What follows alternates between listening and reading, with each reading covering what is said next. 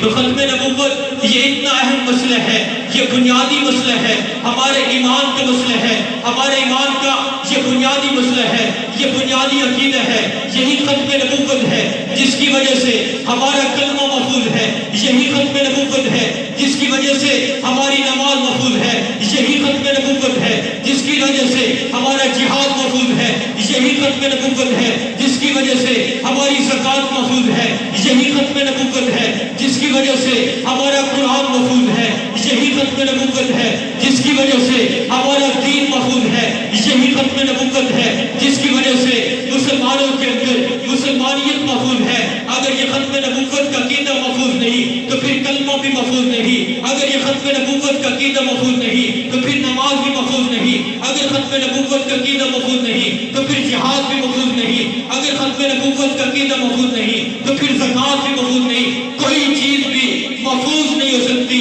کوئی چیز بھی قابل قبول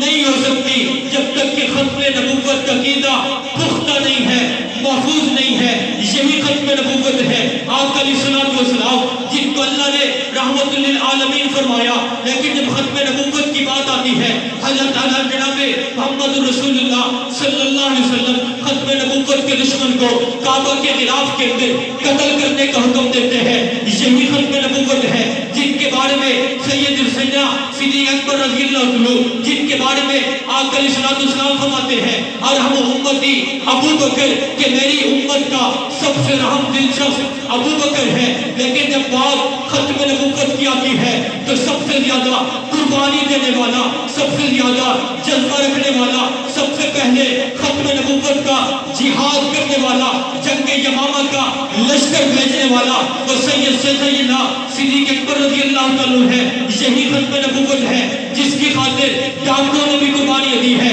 یہی ختم نبوت ہے جس کی خاطر ظالم بھی میدان کے اندر ہے، یہی ختم نبوت ہے جس کی خاطر کالج کے طلباء نے بھی قربانیاں دی ہے، یہی